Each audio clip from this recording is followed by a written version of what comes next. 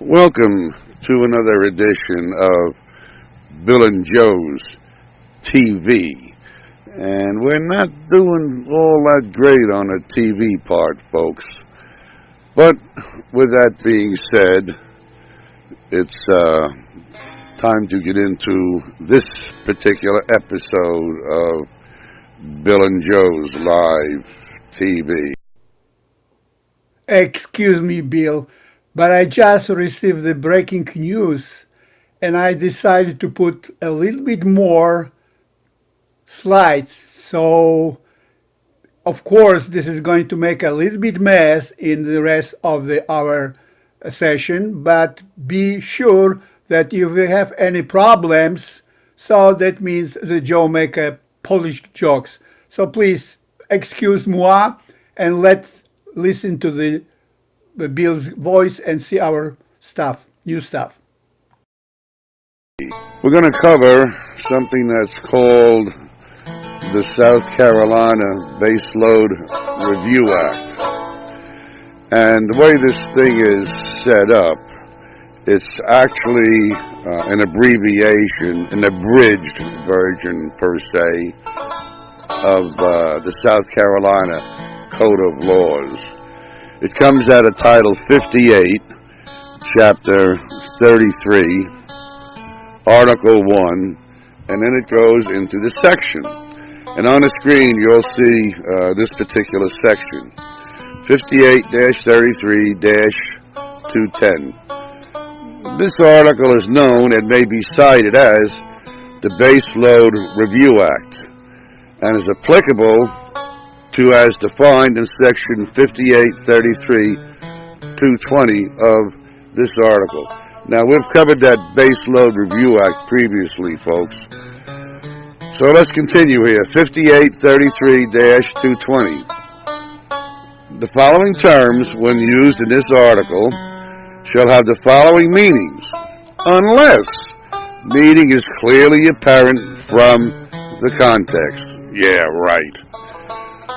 Item 1, AFUDC means the allowance for funds used during construction of a plant calculated according to regulatory accounting principles.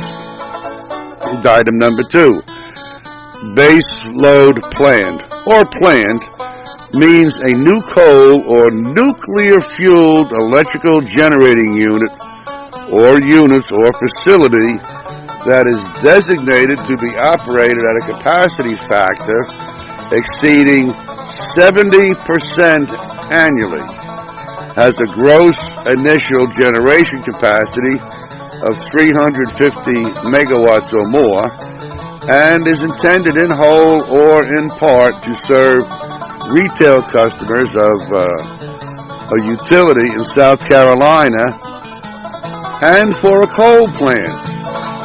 Includes best available control technology as defined by the United States Environmental Protection Agency for the control of air emissions.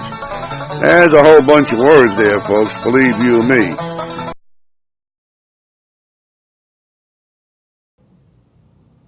A few words about the definition of base load power plant. The definition came to the word in the United States in 1930s. So when I was in Europe, I was teaching exactly using definition given by American for the rest of the world. So this is nothing new right now, and it's supposed to be known for everybody who is just working for the production of the electricity or is involved in electrical grid. Now there's another slide up on the screen here. It brings up a very interesting question. What is a baseload generating plant? That's really a good question. Joe found a definition, and evidently he found it on a Google search, baseload power plant. But here's what he found in brief. A baseload power plant is a power station that usually provides a continuous supply of electricity throughout the year with some minimum power generation requirement. The key word is usually, and another key word is minimum. So, continuing, baseload power plants will only be turned off during periodic maintenance, upgrading, or overhaul or service. Now, Joe's got a note up there. AP 1000 reactors are designed to operate 365 days, which I guess comes out to 8,760 hours per year, and got their planned support for a period of refueling each 18 months.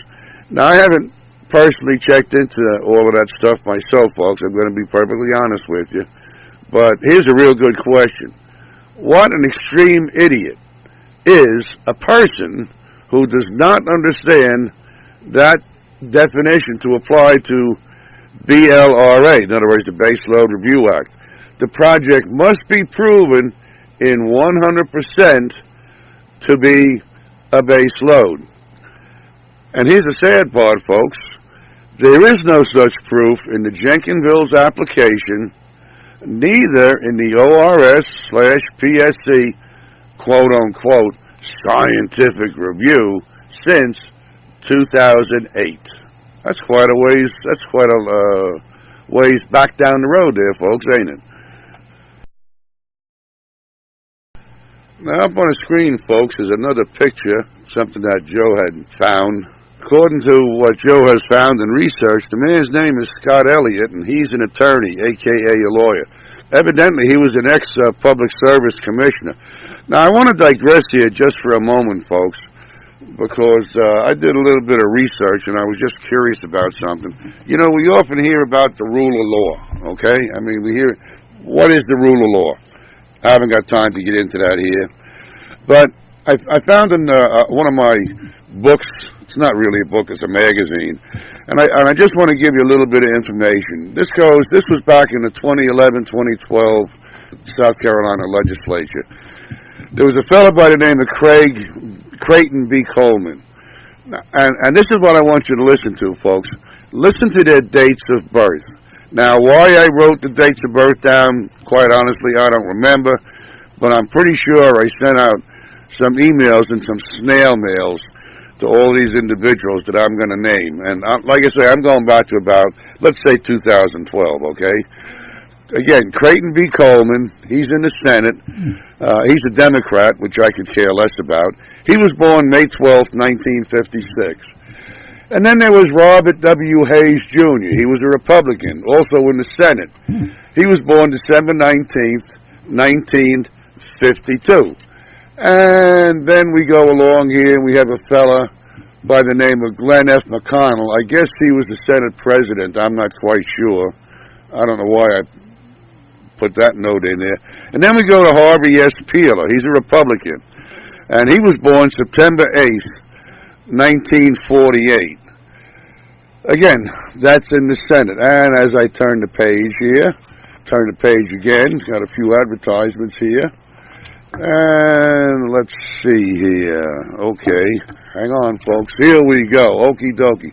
Now, here's some folks that were in the State House of Representatives. Again, this is in South Carolina. And there's nobody on the first two pages. And here's a fella, F. Greg Delaney, Jr. He was a Republican, and he was born February 9th, 1952. Okay? And we'll turn the page here again.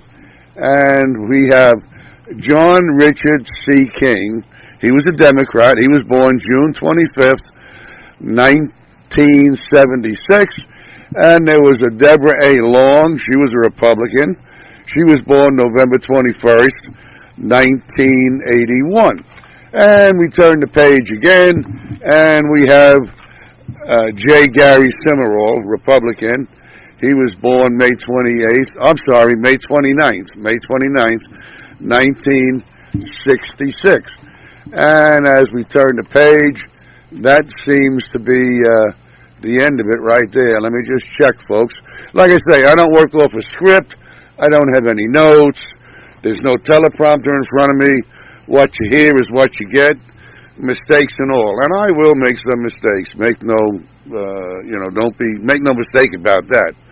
I'm not perfect, far from it. Now, why do I say all of that? Because I want you to pay, and I hope you pay particular attention to some of the birth dates, all right? 1948, that was Mr. Peeler's birth date. But Joe and I were born, I was born in 1941, and Joe was born sometime back there in the late 1930s. So, purely from the date of birth time, that gives Joe and I a lot more experience than those senators and representatives for South Carolina. Now, granted, there's a lot of people that have changed, they've been replaced, and this is why the rule of law really becomes a critical issue. You see, the United States Constitution is the supreme law of the land. Again, I don't have time to get into it on this particular program, or matter of fact, any of these programs. But we use that phrase, rule of law, but the problem is nobody really knows what it is and why we use it, why we have to use it. Well, here's a great example right here, the SCANA issue, the South Carolina Electric and Gas.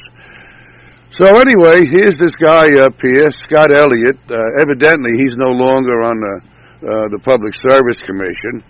And now let's slide over to the next slide. And now there's been a lot of wheeling and dealing going on for the last couple of 3 months. The truth of the matter is it's been going on a lot longer than that. Now, here's the deal, folks. Dominion is trying to buy out SCANA. And according to the link, and you'll see it at the bottom there, it's from the state, the newspaper. Here's the deal. Dominion plans to charge the South Carolina electric and gas customers $3.8 billion for the failed nuclear project. That's that BC Sumner plant down there. Now, about $1.8 billion, of that money would come from South Carolina Electric and Gas's 700,000 residential customers. That means those households would pay $2,600 in total, on average, in higher power bills over the next 2 decades. Now, the remaining $2 billion would be paid by businesses that rely on the KC-based utilities for power. Let me tell you something, folks. There's a swindle going on. I don't care what the experts tell you. I don't care what the lawyers tell you. I don't care what the attorneys tell you. They're not as expert as what they think. And I will take you back to the phrase, rule of law. I've seen them violate it before, folks. I've seen it in a totally different area. But the bottom line is they totally disregard the laws, better known as their rule of law. Or, if they don't like the law, they change it. Folks, it's time to wake up. You're getting suckered in. And regards to this Dominion thing here, you know, there's other co-ops all throughout the state that also buy power from SCANA, South Carolina Electric and Gas. It's called the power grid. And that's a whole other issue. Don't have time to get into that on these programs either. You see, folks, this is not quite as simple as what people would want you to believe. There's a lot more to this. And, of course, then there's another issue, another problem. Who are the losers? Well, ultimately, folks, it's going to be all the people, not just some, all the people that live in South Carolina. They're going to be there's probably going to be about 5 million victims of SCANA's fraud who became losers under Dominion's proposed deal. Now, previously I've mentioned a couple of verses out of the Bible. Joe has them up here on the screen. Thou shalt not steal, and thou shalt not kill. But truth of the matter is, thou shalt not kill. Well, that really should be interpreted as thou shalt not murder. Again, don't have the time to get on to that in this particular program. And the next one that Joe has listed is thou shalt not lie. It's actually phrased, thou shalt not bear false witness. How to stop and think about that. So here's the bottom line then. Who really in South Carolina is excused from any of those commandments, aka rule of law? Something for you folks to think about, consider, and ponder. Until the next time, you'll take care, and I hope God blesses you. Bye-bye.